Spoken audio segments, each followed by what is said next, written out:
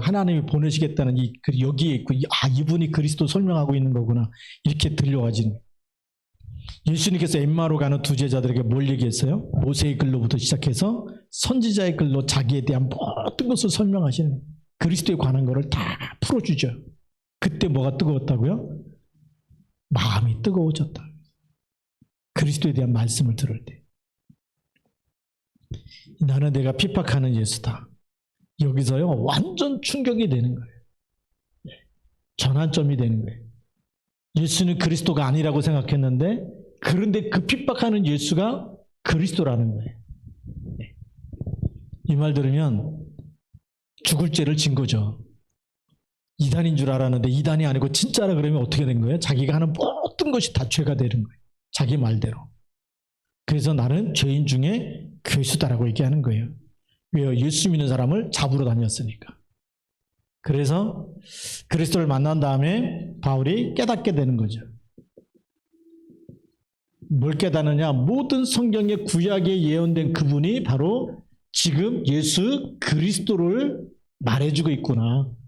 창세기 3장 15절이 그리스도를 말해주고 있고, 출애굽기 3장 18절이 그리스도를 말해주고 있고, 이사야 7장 14절이 그리스도를 말해주고 있고, 시편 22편에 있는 말씀이 그리스도의 십자가에서 죽으실 것을 그대로 말해주고 있고, 이사야 53장에 있는 말씀이 그것이 정말 그리스도께서 왜 고난받으시는지, 우리의 죄악 때문에.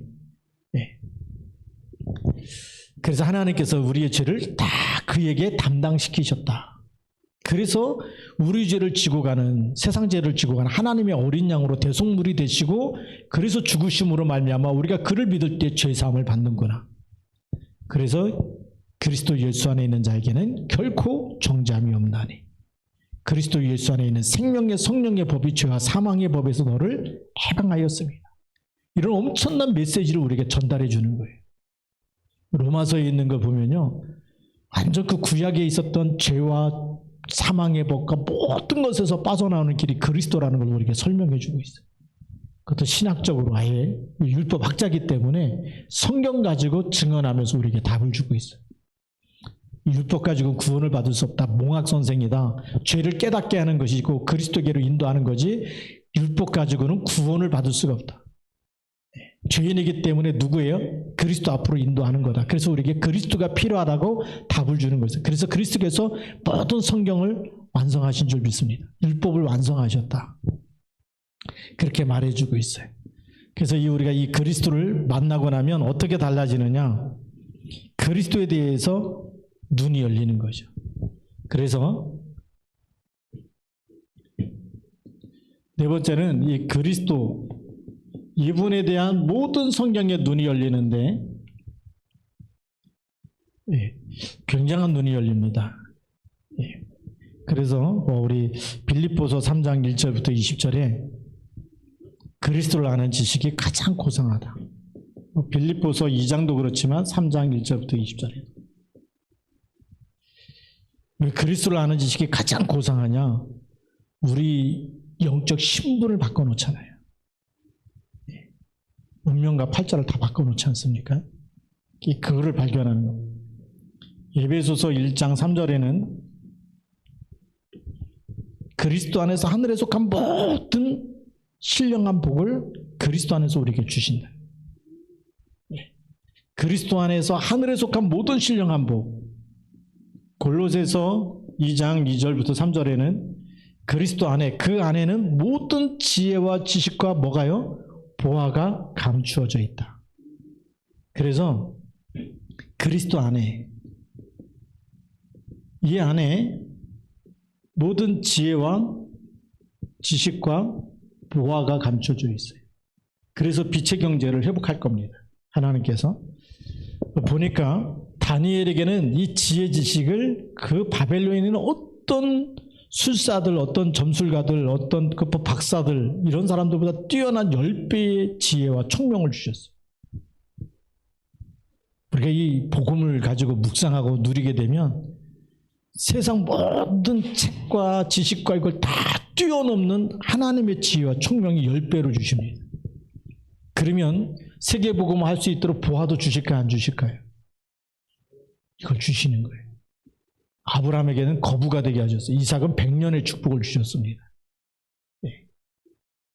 근데 그게 어디 안에 있어요? 그리스도 안에. 근데 이걸 놓치고 따라가니까 될 것 같은데 안 돼. 이 세상의 지혜 지식 가지고는 하나님을 만나는 답을, 영적인 운명이 안 받게. 그래서 바벨탑 되는 거예요. 세상이 볼 때는 와, 하늘 꼭대기까지 올라가겠구나. 근데 어느 날 보면 떨어져 있어. 자살해서 죽는 사람, 또 완전히 폐가 망신한 사람, 하루아침에 완전히 알거지가 돼가지고, 우리가 잘 아는 서세원도 그쵸? 캄보디아 가갖고 그냥 또 병원에서 죽지 않았습니까? 누가 그런 일이 생기리라고 어떻게 알겠어요? 그리스도 안에 있지 않으면 인생 어느 날 그렇게 되는 거예요. 여러분 그렇게 되면 안 되잖아요. 우리가 진짜 복음 가지고 진짜 응답을 받아야 됩니다.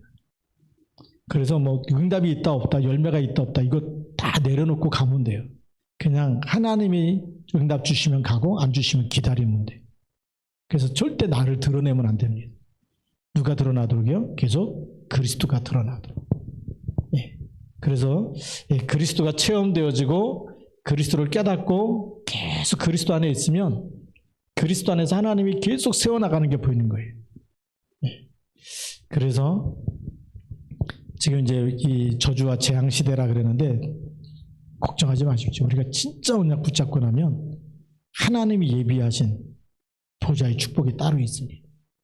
네, 그 축복이 여러분에게 임할 것이고요. 우리가 언약 속에 진짜 들어가 버리면 아무것도 없는 것 같은데 모든 사람을 살릴 수 있는 그 답을 하나님 주신 줄 믿습니다. 그래서 우리 오늘의 결론입니다.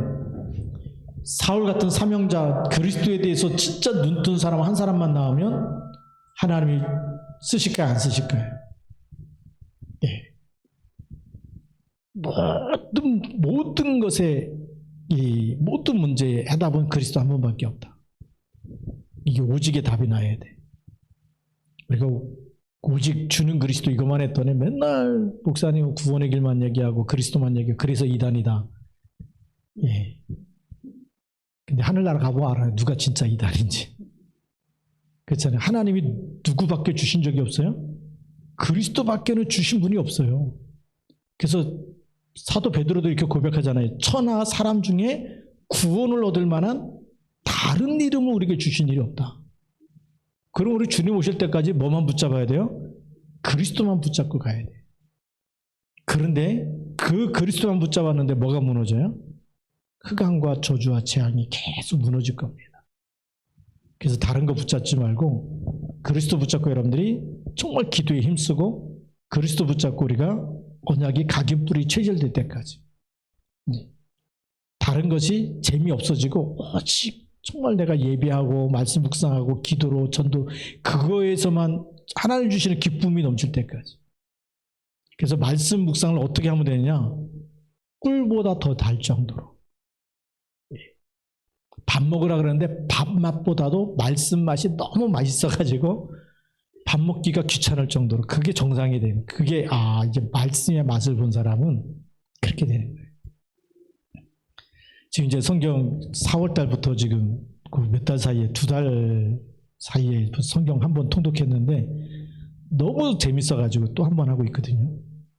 근데 하나님이 계속 그동안에 알지 못했던 말씀 속에서 계속 답을 주시고 힘을 주시는데 얼마나 행복한지 몰라요. 예. 우리가 그 레위기, 뭐 민수기, 창세기, 출애굽기는 좀 읽으면 하는데 그 다음에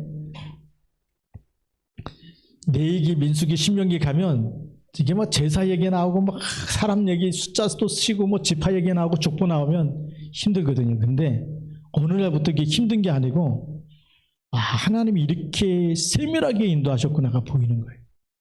우린 지금 예배드리는 거 얼마나 감사합니까? 그렇죠? 여러분처럼 너무 편하게 예배드리는 사람이 없어요.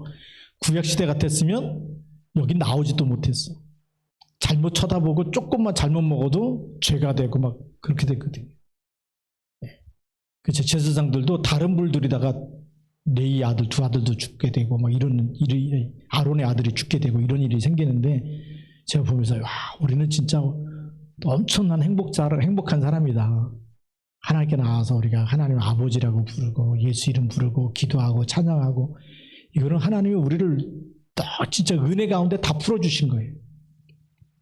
율법 갖고 있으면 우리가 서질 못하는데 하나님의 은혜인 줄 믿습니다.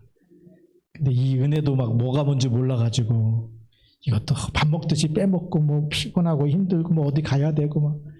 필리핀 갔더니 생일이면 거의 다 빠진다 그러더라고요. 주일날도. 그냥 한국 사람은 뭐 결혼식 있다 그러면 다 빼먹는데 필리핀 갔더니 생일 있다 그러면 안 나온대, 교회를. 그러니까 거기 갔던 선교사님이 생일에도 예수 믿고 예배 드리고 나서 해라고 그러는데, 예배는 빼먹지 마시기 바랍니다. 그렇게 해서 우리 사울 같은 사명자가 나오면 하나님이 지금 이 시대에 세계복음화의 주역으로 쓰실 줄로 믿습니다. 기도하시겠습니다.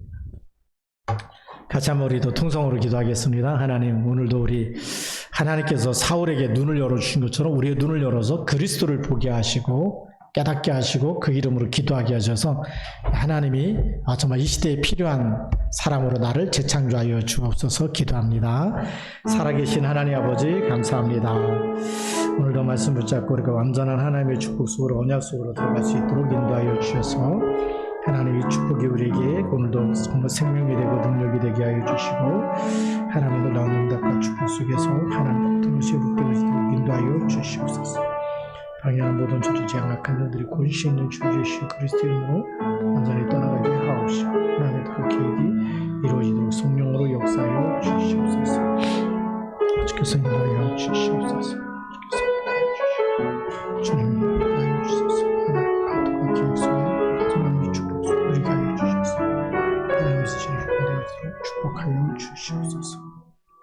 하나님 아버지 감사합니다. 오늘도 우리 말씀 붙잡고 또 성령 인도 받게 하시니 감사를 드립니다.